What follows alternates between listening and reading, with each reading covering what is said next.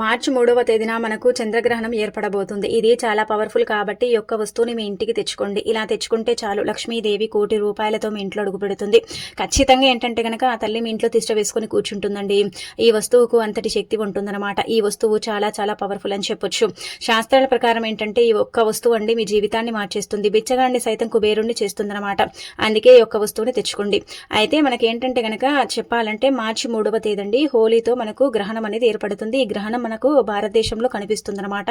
ఖచ్చితంగా జాగ్రత్తలు కూడా పాటించాలి. గర్భిణీ స్త్రీలు జాగ్రత్తగా ఉండాలి. గ్రహణ సమయాలలో బయటికి వెళ్ళకూడదు. గర్భిణీ స్త్రీలు ఏంటంటే గనక చెప్పాలంటే ఆ గ్రహణ సమయాలలో నీళ్లు తీసుకోవటం కానీ, ఆహారం తీసుకోవటం కానీ, అలానే కాకుండా జడ వేసుకోవటం ఇలాంటి కొన్ని పనులను చేయకూడదు. అరగటం, వండటం ఇలాంటి పనులు చేయకూడదు.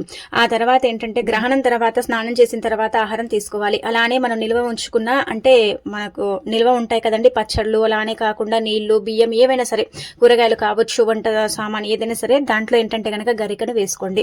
గరిక అంటే దర్బలు అంటారు, గరిక అంటారు కదా. అదేంటంటే గనక ఆహార పదార్థాలపైన నీళ్లపైన వేసి ఉంచండి. గ్రహణం అయిపోయిన తర్వాత తీసి పడేయండి. అలానే కాకుండా ఏంటంటే గనక ఒకవేళ మీకు గరిక పూసలు దొరకకపోతే మీరు తులసి దళాలను కూడా వేసుకోవచ్చు. అలా వేసుకున్న సరిపోతుంది. గ్రహణం తర్వాత ఖచ్చితంగా ఇంటిని శుద్ధి చేసి ఇంట్లో దీపారాధన చేసుకోవాలి. ఖచ్చితంగా స్నానం చేయాలి.